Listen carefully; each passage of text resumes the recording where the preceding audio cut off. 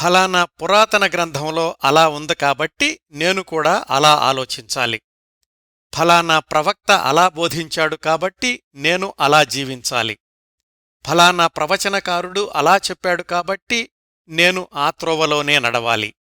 నా చుట్టూ ఉన్నవాళ్లు నా గురించి ఏమైనా అనుకుంటారేమో కాబట్టి నేను వాళ్ల అంచనాలకు తగినట్లుగా ప్రవర్తించాలి.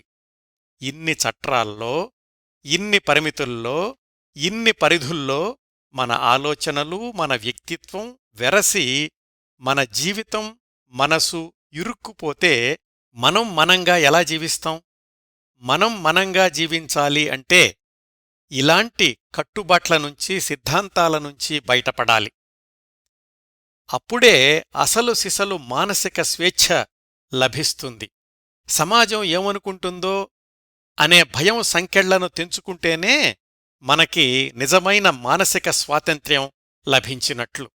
చిన్న గమనిక: మానసిక స్వేచ్ఛ అంటే బాధ్యతారహితంగా జీవించడం కాదు.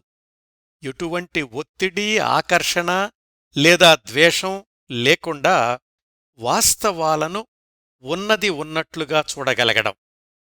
మనం ప్రపంచాన్ని మార్చాల్సిన అవసరం లేదు, మనల్ని మనం మార్చుకుంటే చాలు. ఆ మార్పుకి మూలమే స్వేచ్ఛ. స్వేచ్ఛ అనేది గమ్యం కాదు, మన ప్రయాణంలో అది మొదటి అడుగు అని నమ్మి, తాను నమ్మిన మానసిక స్వేచ్ఛాభావాన్ని జీవితాంతం తన ప్రసంగాల్లో ప్రథమాంశంగా చేసుకున్న ప్రముఖ వక్త జిడ్డు కృష్ణమూర్తిగారి జీవనరేఖలు 13వ భాగం ఈరోజు. గత 12 భాగాల్లో జిడ్డు కృష్ణమూర్తిగారి బాల్యం నుంచి ప్రారంభించి 32 సంవత్సరాల వయసొచ్చే 1927 దాకా ఆయన జీవితంలో చోటు చేసుకున్న అనేక సంఘటనల గురించి మాట్లాడుకున్నాం. జేకే గారి తొలి దశాబ్దాల జీవితంలో ముఖ్యమైన మలుపులు 3 ఉన్నాయండి. మొదటిది తన 14 సంవత్సరాల వయసులో దివ్యజ్ఞాన సమాజంలో ప్రవేశించడం. రెండోది తన 30 సంవత్సరాల వయసులో తాను అప్పటికి మిగుల్చుకున్న ఏకైక రక్త సంబంధీకుడు తమ్ముడు నిత్యానందను శాశ్వతంగా కోల్పోవడం. ఈ 2 మలుపుల వరకు జేకే గారి జీవితాన్ని వీలైనంత సమగ్రంగా పరిశీలించాం. ఆ తరువాతి మలుపు ఆయన 34 సంవత్సరాల వయసులో 1929లో అంతవరకు తన చుట్టూ అల్లుకున్న ఆర్డర్ ఆఫ్ ది స్టార్ సంస్థను రద్దు చెయ్యడం.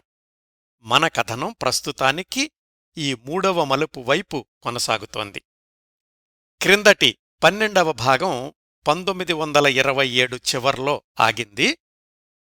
తమ్ముడు చనిపోయిన దగ్గర్నుంచి కృష్ణమూర్తిగారి ఆలోచనల్లో వ్యత్యాసం పడసూపింది. ఆయన ప్రసంగాల్లో కూడా అతీంద్రియ గురువుల పట్ల నమ్మకం కంటే స్వతంత్ర ఆలోచనాభావాలు స్పష్టంగా కనిపించడం ప్రారంభమయ్యింది. ఈ నేపథ్యంలో 1928 నుంచి ఆయన జీవన ప్రయాణం ఎలా కొనసాగిందో ఇప్పుడు చూద్దాం.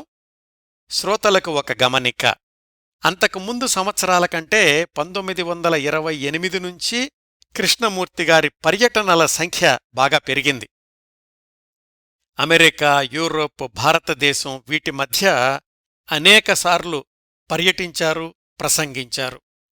అన్ని ప్రయాణ వివరాలు, తేదీలు కొంచెం గందరగోళంగా ఉండొచ్చు. అందుచేత ఈ ఎపిసోడ్ నుంచి అత్యవసరమైతేనే ఆయన ఫలానా చోట నుంచి ఫలానా చోటికి ప్రయాణించారు అని చెప్తాను. లేకపోతే ఇంగ్లాండులో మాట్లాడారు అంటే ఆయన అక్కడికి వెళ్ళినట్లు, అడయార్లో మాట్లాడారు అంటే ఆయన మద్రాసు వెళ్ళినట్లు అర్థం చేసుకుందాం. 1928 జనవరి నుంచి ముందుకెళ్దాం. అప్పటికి ఆయన మద్రాసులోని అడయార్లోనే ఉన్నారు. క్రిందటి సంవత్సరంతో పోలిస్తే ఈ సంవత్సరం నుంచి ఆయన ప్రసంగాల సంఖ్య, వాటికి హాజరయ్యే సభ్యుల సంఖ్య అనూహ్యంగా పెరిగింది. ఇంతవరకు కొనసాగుతున్న జేకే గారి ప్రసంగాల్ని గమనిస్తే అవన్నీ కూడా దివ్యజ్ఞాన సమాజం లేదా order of the star in the east సంస్థలకు చెందిన ఆవరణల్లో వాళ్ల సభ్యుల సమక్షంలో మాత్రమే జరుగుతున్నాయి. అసలు జేకే గారి పరిచయస్థులు, అభిమానులు, విశ్వాసులు 99% మించి వీళ్ళందరూ కూడా ఆ రెండు సమాజాల్లో ఏదో ఒక దానిలోని సభ్యులే. 1928 జనవరిలో మొదటిసారి స్టార్ సంస్థ బహిరంగ సమావేశం మద్రాసులోని అడయార్ ఆవరణ బయట గిండీ స్కూలు ఆవరణలో జరిగింది.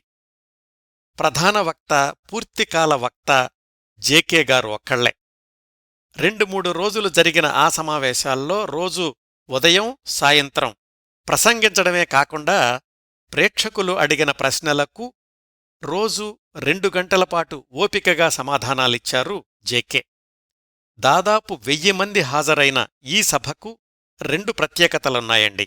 ఒకటి, భారతదేశంలో తొలిసారిగా జరిగిన స్టార్ సంస్థ సభ్యుల భారీ సదస్సు, తొలిసారి బయట ఆవరణలో జరిగిన ఆ సంస్థ సమావేశం.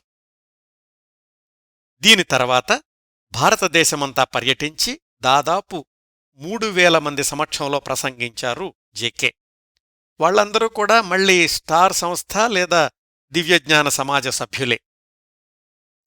ఆ తరువాత దశాబ్దాలపాటు కొనసాగిన జేకే గారి ప్రసంగాల శైలికి, ఉద్ధృతికి, హాజరైన సభ్యుల సంఖ్యకు ఇవి తొలి రోజుల ఉదాహరణలు అనుకోవచ్చు. ఆయనింకా స్టార్ ఆఫ్ ది ఈస్ట్ సంస్థ అధ్యక్షుడుగానే ఉన్నారని, ఆయనలోకి విశ్వగురువు వచ్చేశాడని అనీబిసెంట్ ప్రకటించారని మనం గుర్తుపెట్టుకోవాలండి. ఇప్పుడు కృష్ణమూర్తిగారి జీవన ప్రయాణంలో ఇంకొక ముఖ్యమైన వ్యక్తిని పరిచయం చేసుకుందాం. ఆయన పేరు జదూనంద ప్రసాద్, క్లుప్తంగా జదూ అంటారు. ఇంచుమించు కృష్ణమూర్తిగారి వయసే, బీహారుకు చెందినవాడు.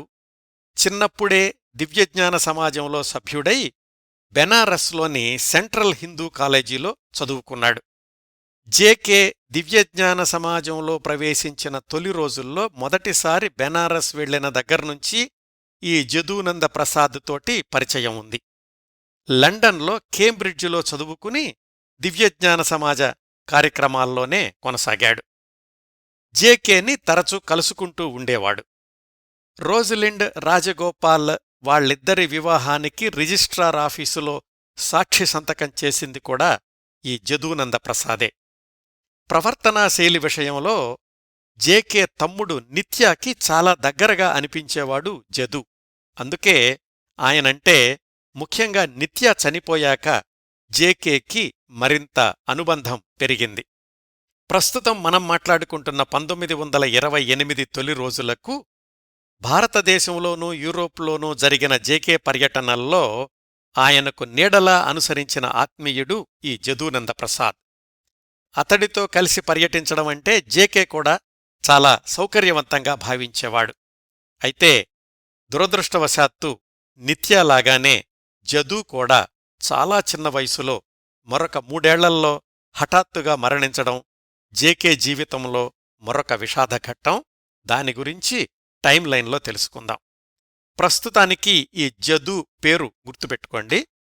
మళ్ళీ జేకే గారి పర్యటనల ప్రసంగాల ప్రస్థానానికి వద్దాం. 1928 ఫిబ్రవరి చివరికి భారతదేశంలోని వివిధ ప్రదేశాల్లో ప్రసంగాల పర్యటనను ముగించుకుని అమెరికా వెళ్లే త్రోవలో లండన్లో ఆగారు జేకే, జదూ. అక్కడ మొట్టమొదటిసారిగా దివ్యజ్ఞాన సమాజ సభ్యులకు కాకుండా సాధారణ ప్రజానీకం కోసం జేకే గారి బహిరంగ సభ జరిగింది.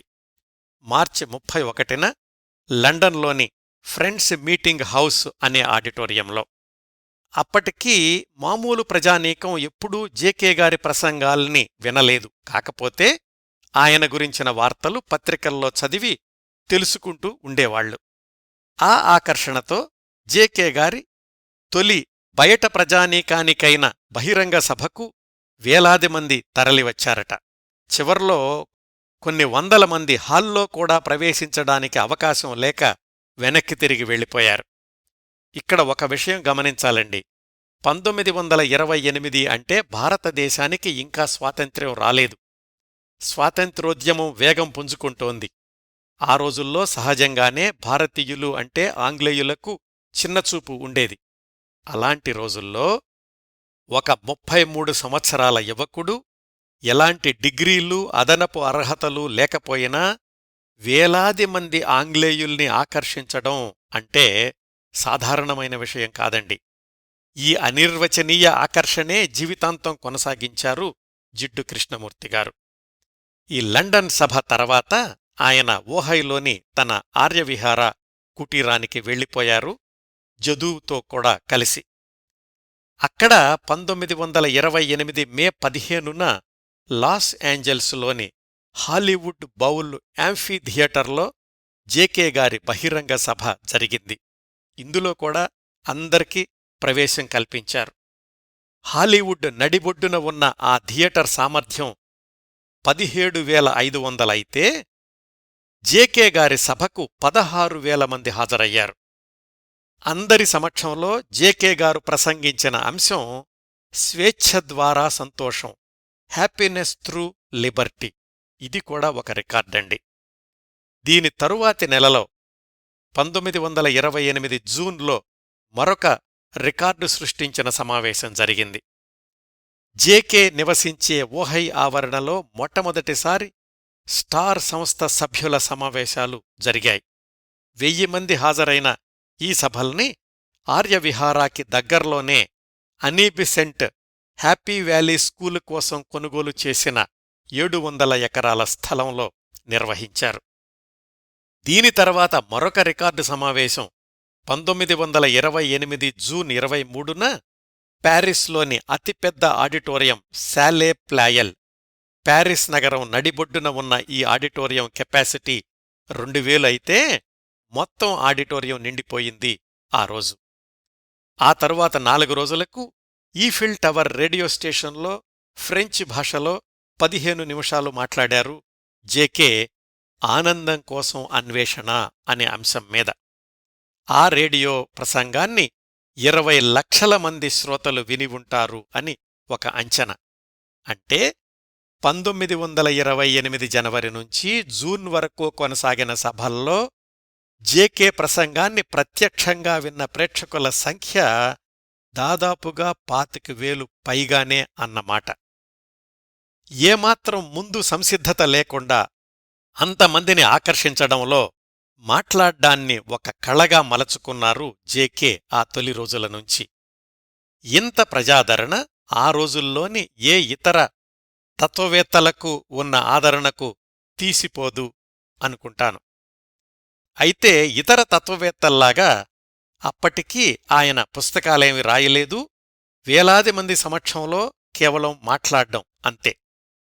1928లో ఉద్ధృతంగా కొనసాగిన ఈ ప్రసంగాల పరంపరకు పరాకాష్ఠ ఆగస్టులో హాలెండులోని 5,000 ఎకరాల కోట ఆవరణలో జరిగిన వార్షిక సమావేశం. గుర్తుంది కదా? 1922లోనే ఒక భక్తుడు జేకే గారికి ఆ 5,000 ఎకరాలు దాన్లోని కోట విరాళంగా ఇచ్చేశాడు. ఒక ట్రస్ట్ తరఫున దాన్ని రిజిస్టర్ చేయించారు కూడా. 1923 నుంచి అక్కడ వార్షిక సమావేశాలు జరుగుతున్నాయి. అప్పటికి క్రిందటి సంవత్సరం అంటే 1927లో అక్కడ జరిగిన వార్షిక సభల్లోనే దివ్యజ్ఞాన సమాజ సిద్ధాంతాలకు వ్యతిరేకంగా జేకే తన ధిక్కార స్వరాన్ని వినిపించడం మొదలుపెట్టారు. ఈ 1928లో ఆ ధిక్కార స్వరం మరింత తీవ్రమయ్యింది. అనారోగ్యం దృష్ట్యా అనీబిసెంట్ ఆ సభలకు హాజరు కాకపోవడంతో కృష్ణమూర్తిగారు ఏమాత్రం తొట్రుపాటు లేకుండా తన భావాల్ని బలీయంగా ప్రకటిస్తూ ఆ రోజు ఆయన చేసిన ప్రసంగం నుంచి కొన్ని వాక్యాలు చెప్తాను. నేను మరోసారి చెప్తున్నాను, నాకు శిష్యులు లేరు. మీలో ప్రతి ఒక్కరూ సత్యాన్ని అర్థం చేసుకుని వ్యక్తులను అనుసరించకుండా ఉంటే మీరు సత్యానికే శిష్యులవుతారు. సత్యాన్ని చేరుకోవడానికి ఏకైక మార్గం మధ్యవర్తులు లేకుండా సూటిగా సత్యానికే శిష్యులుగా మారడం. సత్యం అనేది ఆశను ఇవ్వదు, అవగాహనను ఇస్తుంది. వ్యక్తి పూజలో అవగాహన ఉండదు, విశ్వాసం ఉంటుందంతే. ఆధ్యాత్మిక వికాసానికి అన్ని రకాల కర్మకాండలు, ఆచారాలు అనవసరమని నేను ఇప్పటికీ నమ్ముతున్నాను. మీరు నిజంగా సత్యాన్ని వెదకాలి అనుకుంటే మానవ మనస్సు మరియు హృదయం విధించిన పరిమితులను దాటి చాలా దూరం వెళ్ళాలి. అక్కడే దాన్ని కనుక్కుంటారు. ఆ సత్యం మీలోనే ఉంది అని అప్పుడు తెలుస్తుంది. మీరు నన్ను ఒక ప్రమాణంగా ఉదహరించవద్దు. నేను మీకు ఊతకర్రగా ఉండడానికి నిరాకరిస్తున్నాను. మీ పూజ కోసం నన్ను ఒక బోనులో బంధించడానికి నేను ఒప్పుకోను. పర్వత శిఖరాల నుంచి వచ్చే స్వచ్ఛమైన గాలిని ఒక చిన్న గదిలో బంధిస్తే దాని తాజాదనం పోతుంది. అక్కడ నిలకడ, జడత్వం మాత్రమే మిగులుతుంది. నేను స్వేచ్ఛావంతుడిని. నేనెప్పుడూ దేవుడు లేడు అని చెప్పలేదు. నేను చెప్పిందొకటే, మీలో వ్యక్తమయ్యే జీవమే దేవుడు. కాని నేను దేవుడు అనే పదాన్ని ఉపయోగించదలుచుకోలేదు. నేను దాన్ని జీవితం అని పిలవడానికి ఇష్టపడతాను. నాకు సంఘాల గురించి, మతాల గురించి, సిద్ధాంతాల గురించి ఆసక్తి అస్సలు లేదు. నాకు ఆసక్తి ఉన్నదల్లా జీవితం గురించి మాత్రమే. మిత్రమా, నేనెవరో తెలుసుకోవడానికి ప్రయత్నించకు. నువ్వెప్పటికీ తెలుసుకోలేవు. నేనే క్రీస్తును అని చెప్తే నువ్వు మరొక అధికారాన్ని సృష్టిస్తావు. నేను క్రీస్తును కాదు అని చెబితే కూడా నీవు మరొక సంస్థను సృష్టిస్తావు. సత్యానికి నేను ఎవరు అన్న విషయంతో ఏమైనా సంబంధం ఉందనుకుంటున్నావా? నువ్వు సత్యం గురించి ఆలోచించడం లేదు. సత్యాన్ని కలిగి ఉన్న పాత్ర గురించి ఆలోచిస్తున్నావు. నీకు నీరు తాగాలి అనే కోరిక లేదు. ఆ నీటిని ఉంచిన పాత్రను ఎవరు తయారుచేశారో తెలుసుకోవాలనే ఆసక్తి ఉంది. నీరు స్వచ్ఛంగా ఉంటే దాన్ని తాగు. నేను మీతో చెప్తున్నాను, నా వద్ద ఆ స్వచ్ఛమైన నీరు ఉంది, శుద్ధి చేసే ఔషధం ఉంది, లోతుగా స్వస్థపరిచే అమృతం ఉంది. కాని మీరు అడుగుతోంది మాత్రం మీరెవరు అని. నేను అన్నీ. ఎందుకంటే నేనే జీవితం. జీవితాన్ని అర్థం చేసుకోండి. అప్పుడే నేనెవరో తెలిసే కంటే కూడా మీరెవరో మీకు అర్థమవుతుంది. ఇదండి ఆయన ఉపన్యాసం. తరువాతి దశాబ్దాల్లో కొనసాగిన జేకే గారి ఉపన్యాసాల్లాగానే ఈ వాక్యాల్లో కూడా అక్కడక్కడా సందిగ్ధత కనిపించవచ్చు, అస్పష్టంగా అనిపించవచ్చు. దివ్యజ్ఞాన సమాజ భావనలకు పూర్తి వ్యతిరేకం అనేది మాత్రం సుస్పష్టం. హాజరైన వేలాది మంది కూడా గందరగోళానికి గురయ్యారు. ఈయన విశ్వగురువు కదా, ఇలా అంటాడేమిటి అని. అసలు ఈ సభలకు ముందుగానే సన్నిహితుల దగ్గర జేకే అన్నారట, ఈ స్టార్ సంస్థను రద్దు చేసి నేను సన్యాసం తీసుకుంటాను అని. ఈ విషయం బయటకు పొక్కి చర్చనీయాంశమయ్యింది. ఆయన సన్యాసం వైపైతే వెళ్లలేదు, కాని 1 సంవత్సరం తర్వాత స్టార్ ఆఫ్ ది ఈస్ట్ సంస్థను మూసేశారు. దాని గురించి కొద్ది నిమిషాల్లో వివరంగా మాట్లాడుకుందాం. ఇంకా జేకే చేస్తున్న ప్రసంగాల్లోని అంశాలన్నీ అనీబిసెంట్ దృష్టికి వస్తూనే ఉన్నాయి. అయితే 81 సంవత్సరాల వయసున్న అనీబిసెంట్ ఆరోగ్యం బాగా దెబ్బతింది. జ్ఞాపకశక్తి కూడా మందగిస్తోంది. ప్రపంచవ్యాప్తంగా పర్యటిస్తూ జేకే ప్రసంగాలు చేస్తున్న ఈ సమయంలోనే అనీబిసెంట్ మరొక విచిత్రమైన ప్రకటన చేసింది. జేకేని ఎలాగైతే విశ్వగురువు అని ప్రచారం చేస్తూ వచ్చారో అదేవిధంగా విశ్వమాత లేదా జగన్మాత, వరల్డ్ మదర్ రాబోతోంది అని ప్రకటించింది అనీబిసెంట్. ఆ జగన్మాత ఆవహించబోయే వ్యక్తి కూడా జార్జ్ అరండేల్ భార్య రుక్మిణి అరండేల్ అని చెప్పింది అనీబిసెంట్. పత్రికలన్నింటిలోనూ పతాక శీర్షికల్లో వచ్చింది ఆ వార్త. కృష్ణమూర్తిగారికి ఈ ప్రకటనలతో ఏమాత్రం సంబంధం లేదు. నిజానికి ఆ ప్రకటన వెలువడింది అడయార్ నుంచి అయితే ఆ సమయానికి ఆయన అమెరికాలో ఉన్నారు. ఆయన దృష్టికి తీసుకెళ్లి కొంతమంది పత్రికల వాళ్లు, ఇదేమిటి, ఈ జగన్మాత మీకు పోటీనా అని అడిగారు. ఆ ప్రకటనతో తనకు ఎలాంటి సంబంధమూ లేదని స్పష్టం చేశారు జేకే. నిజానికి ఆ జగన్మాత భావన అంతా జార్జి అరండేల్దని, జ్ఞాపకశక్తి మందగిస్తున్న అనీబిసెంట్తో ఆయనే ఆ ప్రకటన చేయించారని ఆ తర్వాత తెలిసింది. కాని ఆ జగన్మాత ప్రాసెస్ ముందుకెళ్లలేదనుకోండి. కృష్ణమూర్తి ప్రసంగాల్ని నిశితంగా అనుసరించిన, విశ్లేషించిన జార్జ్ అరండేల్ మాత్రం 1928 డిసెంబర్లో కృష్ణమూర్తితో కలిసి పాల్గొన్న ఒక సమావేశంలో, ఇకనుంచి నీ దారి నీది, మా దారి మాది, మీలాగా అన్నింటినీ వదిలేసి మిమ్మల్ని మీరు నమ్ముకోండి అని మేము దివ్యజ్ఞాన సమాజ సభ్యులతో చెప్పలేము. మేము బోధించాల్సిన అతీంద్రియ మార్గాలు చాలా ఉన్నాయి అన్నాడు జార్జ్ అరండేల్. ఇలా ముగిసిందండి 1928వ సంవత్సరం. జేకే ప్రణాళికాబద్ధంగా ముందుకెళ్లారు అని చెప్పలేం, కానీ తరువాతి సంవత్సరం ఆయన చేసే విస్ఫోటన ప్రకటన దిశగానే ఈ సంవత్సరంలోని ప్రసంగాలన్నీ కొనసాగాయి అని చెప్పొచ్చు. ఇంకా జేకే గారి జీవితంలో అసలైన మలుపు సంభవించిన సంవత్సరం 1929లోకి ప్రవేశిద్దాం. ఈ సంవత్సరం ఫిబ్రవరి నెల చివరికి తన యూరోప్, భారతదేశ పర్యటనల్ని ముగించుకుని అమెరికాలోని ఓహై వ్యాలీలోని తన కుటీరానికి వచ్చేశారు జేకే తన కొత్త సహాయకుడు జదూనంద ప్రసాద్తో కలిసి. రాజగోపాల్ రోజలిండ్ ఎలాగూ అక్కడే ఉన్నారు. ఈ సమయానికి కృష్ణమూర్తిగారిలో హఠాత్తుగా ఒక సరికొత్త భావన పడసూపింది. ఏమనంటే, నేనెవర్నీ ఎప్పుడూ కాదనుకోను, వదులుకోను, కానీ అందరూ నన్నే వదిలేస్తుంటారు అని. ఈ విషయాన్ని ప్యారిస్లోని మాంజియార్లీకి రాసిన ఉత్తరంలో రాశారు కృష్ణ. ఇలా తనని అందరూ వదిలేస్తున్నారు అనే భావన తన ప్రసంగాలు, స్టార్ ఆఫ్ ది ఈస్ట్ వీటి గురించి కాదండి. తన చుట్టూ అల్లుకున్న, ఇంకా అల్లుకుంటున్న వ్యక్తిగత సంబంధాల గురించి. ఆయనకు అప్పుడు అలాంటి భావన రావడానికి కారణం మేరీ లూటెన్స్ ఎవరినో పెళ్లి చేసుకోబోతోంది అనే వార్త.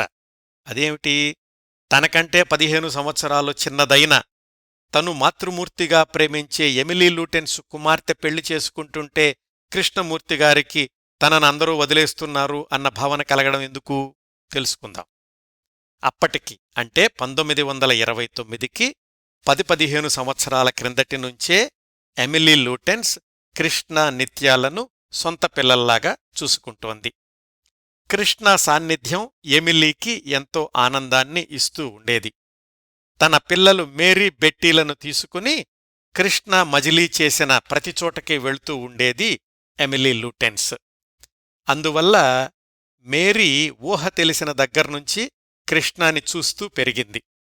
నిత్య 1925 నవంబర్లో మరణించడానికి 1 సంవత్సరం ముందు నుంచి అతడితో ప్రేమలో పడింది. నిత్య మరణవార్త కూడా మేరీని అమితంగా బాధించింది. ఇవన్నీ క్రిందటి ఎపిసోడ్స్లో మాట్లాడుకున్నాం. నిత్య చనిపోయాక దాదాపు సంవత్సరానికి కృష్ణ, అనిబిసెంట్లు అమెరికాలోని ఓహై వ్యాలీలో ఉన్నప్పుడు తల్లితో కలిసి అక్కడికొచ్చి 6 నెలలు గడిపింది మేరీ. ఆ సమయంలో తను నిత్య ఎడబాటు నుంచి తేరుకుంటోంది. కృష్ణనేమో తన ప్రేమికురాలు హెలెన్కి క్రమక్రమంగా దూరమవుతున్నాడు. అలాంటి పరిస్థితుల్లో మేరీ కృష్ణమూర్తి పట్ల ఆకర్షితురాలయింది. ప్రేమ, అనురాగం ఇలాంటి సంభాషణలేవీ వాళ్ల మధ్య జరగలేదు, కాని ఇప్పుడు కృష్ణ సమక్షాన్ని కోరుకునేది మేరీ. ఆ 6 నెలల్లో కృష్ణకు బాగా దగ్గరయ్యింది. ఈ విషయాన్ని ఆమె స్వయంగా రాసుకున్నారు. అంతవరకు మేరీ తల్లి ఎమిలీకి క్రమం తప్పకుండా ఉత్తరాలు రాస్తున్న కృష్ణమూర్తిగారు కొత్తగా మేరీకి కూడా ఉత్తరాలు రాయడం ప్రారంభించారు 1926 చివరి నుంచే. అంటే మనం మాట్లాడుకునే 1929 మొదటికి సుమారు 2 ఏళ్లుగా ఉద్ధృతంగా ఉత్తరాలు రాశాడు కృష్ణ మేరీకి. 1927 మొదట్లో కృష్ణమూర్తికి హెలెన్కి నిశ్చితార్థం అని పత్రికల్లో వార్తలొచ్చాయని, దాన్ని కృష్ణమూర్తి ఖండించారని, ఆ సంఘటన తర్వాత కృష్ణమూర్తి, హెలెన్ల మధ్య దూరం పెరిగి ఉత్తరాలు పూర్తిగా ఆగిపోయాయని కూడా క్రిందటి భాగంలో చెప్పాను కదా. అది హెలెన్, కృష్ణమూర్తి మధ్యన జరిగిన ప్రేమ కథ. అది జరిగిన సంవత్సరానికి కృష్ణ, మేరీల మధ్య ఉత్తరాలు జోరుగా కొనసాగుతున్న సమయంలో ఈసారి కృష్ణ, మేరీలకు నిశ్చితార్థం జరగబోతోంది అని అమెరికా పత్రికలు రాయడానికి సంసిద్ధమయ్యారు. అయితే ఆ పుకారు అచ్చవడానికి ముందే మేరీ తండ్రి ఎడ్విన్కి తెలిసింది. ఆ సమయానికి ఆయన బ్రిటిష్ ప్రభుత్వం పనిమీద అమెరికాలో ఉన్నారు. తనకున్న పలుకుబడితో ఆ వార్త బయటకు రాకుండా ఆపుచేయించగలిగారు. కానీ ఇదేమిటి, ఏం జరుగుతోంది అని భార్యాపిల్లల్ని గట్టిగా మందలించారు. ఈ విషయాలేమీ కృష్ణమూర్తి వరకు రాలేదు. వీటిల్లో ఆయన ప్రమేయమూ లేదు. ఇన్ని పరిణామాల తర్వాత 1928 చివర్లో ఆయనింకా హాలెండ్లో ఉండగా మేరీ ఎవరో వయసు మళ్లిన వ్యక్తిని వివాహం చేసుకోవడానికి సిద్ధమవుతోంది అని కృష్ణమూర్తికి ఎవరో చెప్పారు. మేరీని మందలించాడు.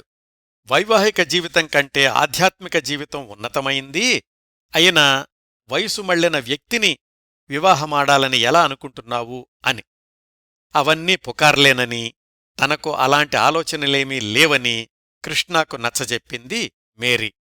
అది జరిగిన కొద్ది నెలలకు వేరే వ్యక్తితో నిజంగానే నిశ్చితార్థం వైపు అడుగులు వేసింది మేరీ. ఆ వార్తే కృష్ణకు తనని అందరూ వదిలేస్తున్నారు అన్న భావన కలిగించింది. మేరీకి తాను అంతవరకు గమనిస్తున్న థియోసాఫికల్ సొసైటీ పరిధిలోని జీవన విధానాలు అసాధారణంగా తోచాయి. వీటికి దూరంగా మామూలు ప్రపంచానికి దగ్గరగా ఉన్న సాధారణ యువకుణ్ణి పెళ్లిచేసుకోవాలి అనుకుంది. కృష్ణమూర్తి మేరీకి తరచూ ఒక గ్రీకు కథ చెప్తూ ఉండేవాడు. మార్పెస్సా అనే అమ్మాయి అపోలో దేవుణ్ణి కాదు అనుకుని సాధారణ మానవుణ్ణి ఎంపిక చేసుకుంటుంది. నువ్వు అలా కావద్దు అంటుండేవాడు కృష్ణ. అయితే తన వివాహ నిశ్చితార్థాన్ని గురించి రాస్తూ మేరీ అనుకుంది, వ్యక్తిగతంగా కాకపోయినా కృష్ణ తనకు చూపించిన అత్యున్నత ఆధ్యాత్మిక పర్వత శిఖరానికి ద్రోహం చేస్తున్నాను అని. ఆ వార్త రూఢిగా తెలిశాక మేరీ తల్లి ఎమిలీకి రాసిన ఉత్తరంలో కృష్ణ చెప్పాడు, మేరీ వివాహం గురించి తెలిసి మొదట్లో కాస్త కలవరం అనిపించింది, కాని ఆలోచించాక ప్రశాంత స్థితికి నా మనసు చేరుకుంది. నా ఆలోచనలు, నా దృక్పథం మేరీ వ్యక్తిగత జీవితపు ఎదుగుదలకు అడ్డం కాకూడదు. నాతో పాటు జీవితాంతం ప్రయాణించగలిగిన వాళ్లు చాలా కొద్దిమందే ఉంటారు. ఈ వివాహం ద్వారా మేరీ వికసిత పుష్పంలా మారుతుందని ఆశిస్తున్నాను అని. ఆ తర్వాత కొన్ని నెలలకు మేరీ లూటెన్స్కి యాంథోనీ అనే స్టాక్ బ్రోకర్తో పెళ్లయింది. పెళ్లికి ముందే కృష్ణమూర్తి తనకు గత 2 ఏళ్లుగా రాస్తున్న ఉత్తరాలన్నింటినీ కాల్చేసింది. తర్వాత రోజుల్లో మేరీ దంపతులకు ఒక అమ్మాయి పుట్టింది, కాని 15 ఏళ్ల తర్వాత ఆ వివాహ బంధం విచ్ఛిన్నం కావడం, మేరీ ద్వితీయ వివాహం చేసుకోవడం అదంతా వేరే కథ. ఆ మేరీనే అప్పటికి 40 ఏళ్ల తర్వాత కృష్ణమూర్తిగారి సమగ్ర జీవిత కథనాన్ని 3 భాగాలుగా రాసింది.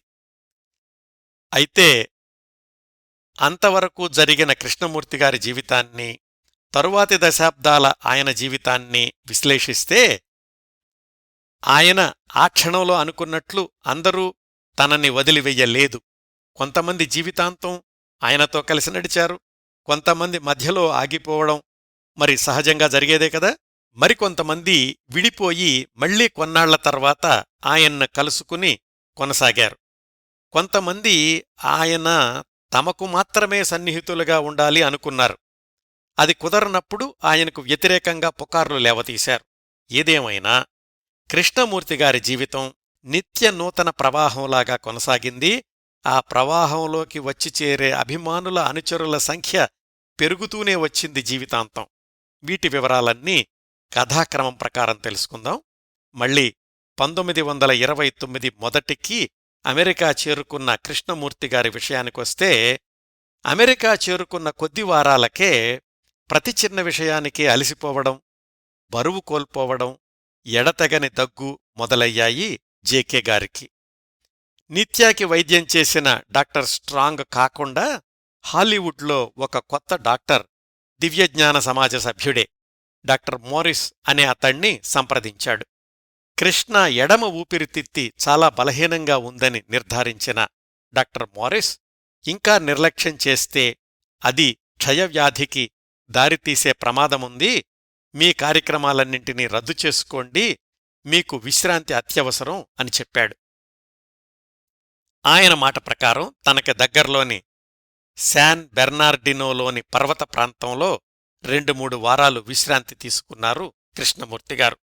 ఎక్కడికెళ్ళినా ఆయన చుట్టూ 5-6గురుండేవాళ్లు అని తెలుసుకున్నాం కదా. ఈసారి విశ్రాంత మజిలీకి రోజ్లిండ్ మరొక 2 కృష్ణమూర్తిగారితో కలిసి వెళ్లారు. ఆ విశ్రాంతి తర్వాత కాస్త కోలుకున్నారు కాని ఇంకా బరువు పెరగలేదు. మే నెల చివర్లో తను ఉంటున్న ఆర్యవిహార పరిసర ప్రాంతాల్లోనే జరిగిన స్టార్ సంస్థ సభ్యుల సదస్సుకి 2000 మంది హాజరయ్యారు. కృష్ణమూర్తిగారి ప్రసంగం స్వతంత్ర శైలిలోనే కొనసాగింది. అంతకు ముందు సంవత్సరం నుంచి జరుగుతున్న పరిణామాల్ని గమనిస్తున్న స్టార్ సంస్థ సభ్యులు చాలామంది తొందరలోనే ఆయన ఆ సంస్థను రద్దు చేసే అవకాశం ఉంది అనుకున్నారు. అలాంటి వాళ్ల అనుమానాలన్నీ నిజమైన సందర్భం 1929 ఆగస్టు నుంచి హాలెండ్లోని 5000 ఎకరాల ఎర్డే కోట పరిసరాల్లో జరిగిన స్టార్ సంస్థ వార్షిక సదస్సు.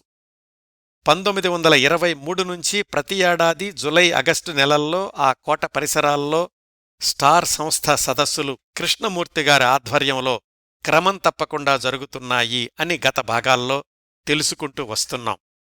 ఆ క్రమంలో 1929 ఆగస్టులో జరిగిన ఈ సదస్సు స్టార్ సంస్థకు అంతిమ సదస్సు అవుతుందని కొంతమంది ముందే ఊహించారు, మరికొంతమంది సందిగ్ధంగా ఉన్నారు.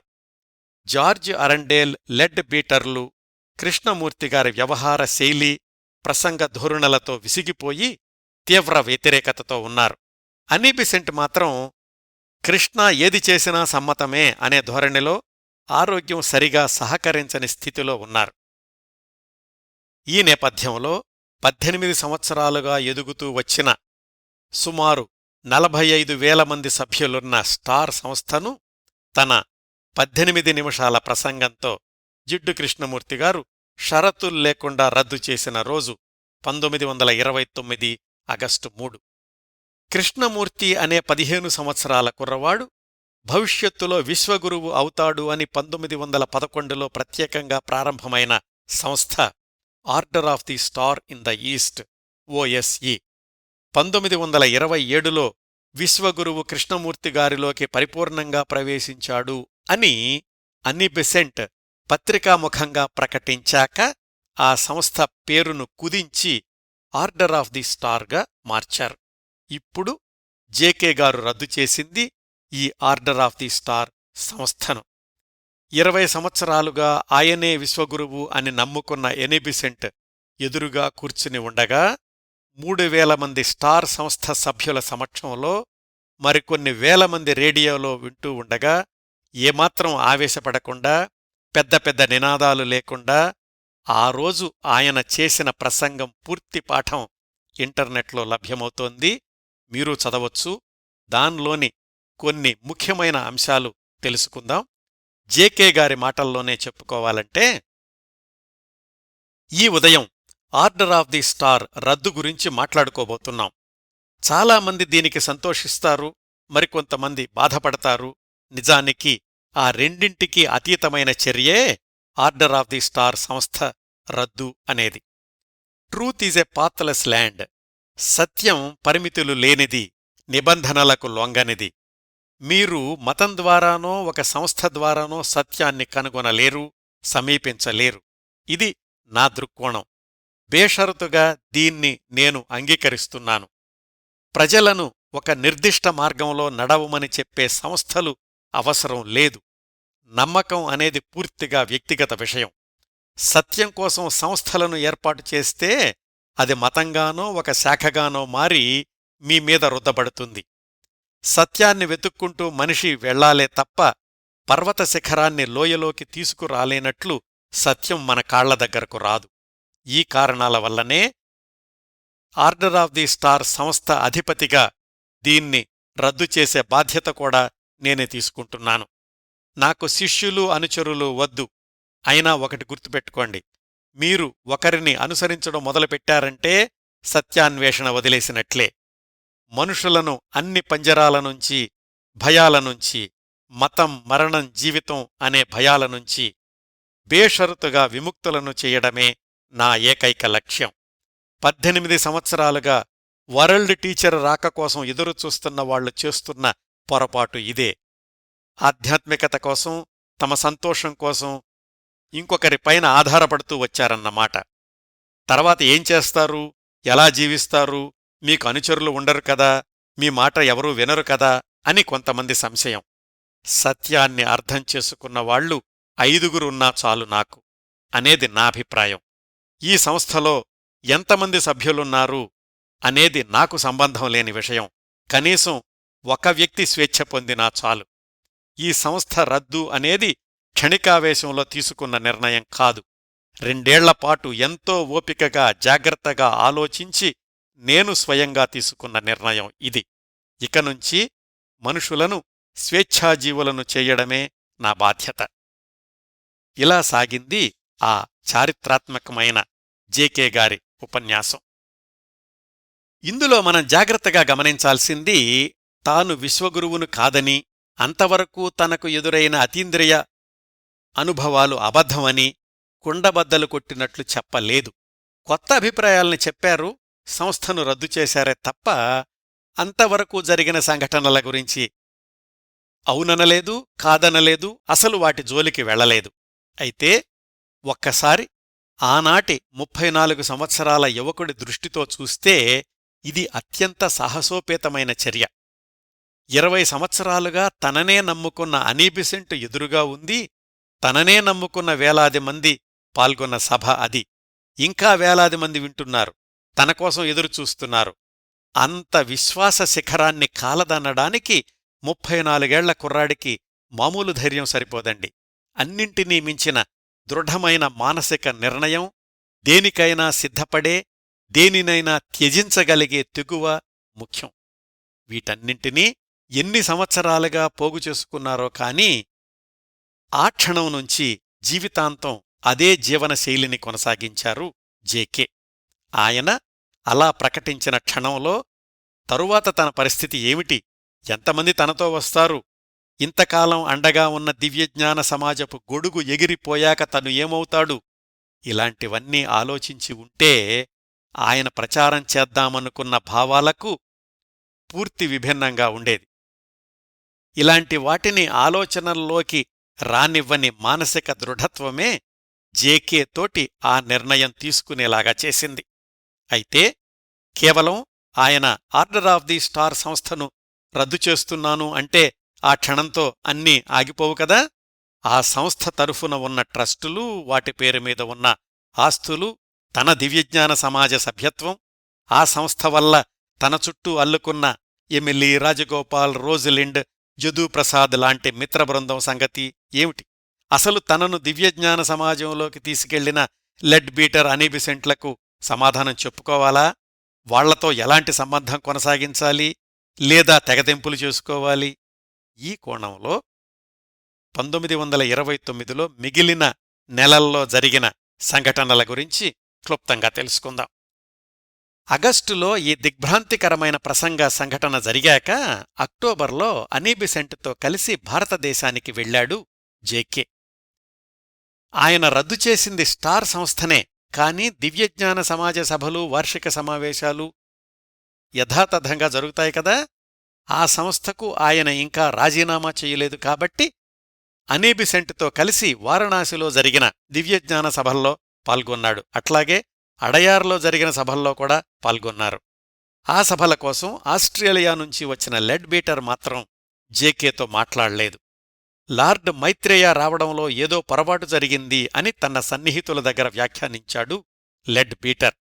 హాలెండ్లో జార్జ్ అరండేల్తో కలిసి దీక్షా శిబిరాలు నిర్వహించిన చర్చి బిషప్ వెడ్జ్ వుడ్ గుర్తున్నాడు కదా, ఆయన కూడా అనీ బెసెంట్కి మానసిక స్థితి సరిగా లేదు, ఆమె ఇంకా జేకేనే విశ్వగురువు అంటోంది అని వ్యాఖ్యానించాడు. జార్జ్ అరండేల్, వెడ్జ్ వుడ్లు ఇప్పుడు జేకే వెళ్ళిపోయాడు కదా, అతీంద్రియ గురువులతో ప్రత్యక్ష సంబంధం ఉన్నవాళ్లం మేమే, థియోసాఫికల్ సొసైటీ భావాల్ని మేమే ముందుకు తీసుకెళ్తాం అన్నారు. ఆ తర్వాత రోజుల్లో నిజంగా అలాగే చేశారు. అనీ బెసెంట్ జేకే పట్ల విశ్వాసాన్ని ఉంచినప్పటికీ అడయార్లో జరిగిన సభల్లో ప్రార్థనలు, ఆచారాలు కొనసాగించారు. అది నచ్చని జేకే ఆమెతో సూటిగా ఆ విషయం చెప్పేసరికి ఆమె బాధపడింది. వీటన్నింటితో విసిగిపోయి అప్పటికే తన సొంత త్రోవలో నడవాలని నిర్ణయించుకున్న జేకే 1930 ఫిబ్రవరిలో భారతదేశంలో ఉండగానే థియోసాఫికల్ సొసైటీ ప్రాథమిక సభ్యత్వానికి రాజీనామా చేసేశారు. ఆ సంస్థతో ఉన్న 20 ఏళ్ల అనుబంధం పూర్తిగా తెగిపోయింది. ఇంకా వాళ్లు తనని గురించి ఏమనుకున్నా పట్టించుకోనని, అవన్నీ వాళ్ల సమస్యలని ఎమిలీకి రాసిన ఉత్తరంలో చెప్పారు జేకే. అనీ బెసెంట్కి ఉత్తరం రాశారు జేకే. ప్రియమైన అమ్మా, లెడ్ బీటర్ నా గురించి ఏమనుకున్నా నాకేం సంబంధం లేదు. ఈ విషయంలో మీరు బాధపడకండి. జరగాల్సిందేదో మన మంచికే జరిగింది.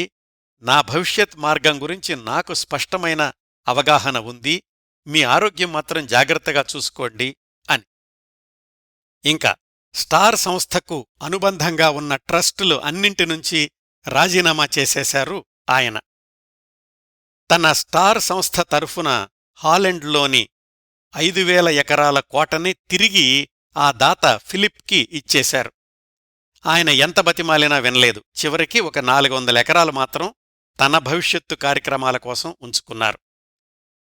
రెండో ప్రపంచ యుద్ధ సమయం వచ్చేదాకా ఆ 400 ఎకరాల్లో తన సొంత వార్షిక సభలు కొనసాగించారు. రెండో ప్రపంచ యుద్ధ సమయంలో ఆ స్థలంలో జర్మనీ కాన్సంట్రేషన్ క్యాంపు నడపడంతో ఆ రెండో ప్రపంచ యుద్ధం తర్వాత జేకే ఆ స్థలాన్ని ఉపయోగించలేదు. అలాగే ఆస్ట్రేలియాలో తన ట్రస్టుకి విరాళాలుగా వచ్చిన భవనాలు, స్థలాలు అన్నింటినీ దాతలకు తిరిగి ఇచ్చేశారు. వీలైనన్ని బంధనాల నుంచి అప్పటికి విముక్తుడై కొత్తదారిలో ప్రయాణించడానికి ఉద్యుక్తుడై 1930 మార్చిలో ఓహై చేరుకున్నారు జేకే. అవును, అసలింతకీ భర్తా పిల్లల కంటే కూడా జేకేని అమితంగా ప్రేమిస్తున్న, అభిమానిస్తున్న ఎమిలీ లూటెన్స్ సంగతేమిటి? కృష్ణమూర్తి ఇన్నేళ్ల ప్రయాణంలో ఆయనతో కలిసి నడిచిన, ఇప్పుడు విడిపోయిన జార్జ్ అరండేల్, జనరాజదాస్, చర్చి బిషప్ వెడ్జివుడ్ వీళ్లందరి భవిష్యత్తు ఏమైంది? కృష్ణమూర్తిగారి తరువాతి జీవన ప్రయాణంలోని మలుపులు, మెరుపులు, వీటన్నింటి గురించి రాబోయే ఎపిసోడ్స్లో ఆసక్తికరమైన విశేషాలు తెలుసుకుందాం. ఈ 13వ ఎపిసోడ్ని ఇంతటితో ముగిస్తానండి. ఈ కార్యక్రమాలను ఆదరించి అభిమానిస్తున్న శ్రోతలందరకు హృదయపూర్వకంగా కృతజ్ఞతలు తెలియచేస్తున్నాను. మళ్లీ వారం జిడ్డు కృష్ణమూర్తిగారి జీవనరేఖలు 14వ భాగంతో కలుసుకుందాం. అంతవరకు నవ్వుతూ ఉండండి. మీ నవ్వులు 10 మందికి పంచండి. ప్రస్తుతానికి మీ వద్ద సెలవు తీసుకుంటోంది సదా మీ ఆదరాభిమానాలను కోరుకునే మీ కిరణ్ ప్రభ.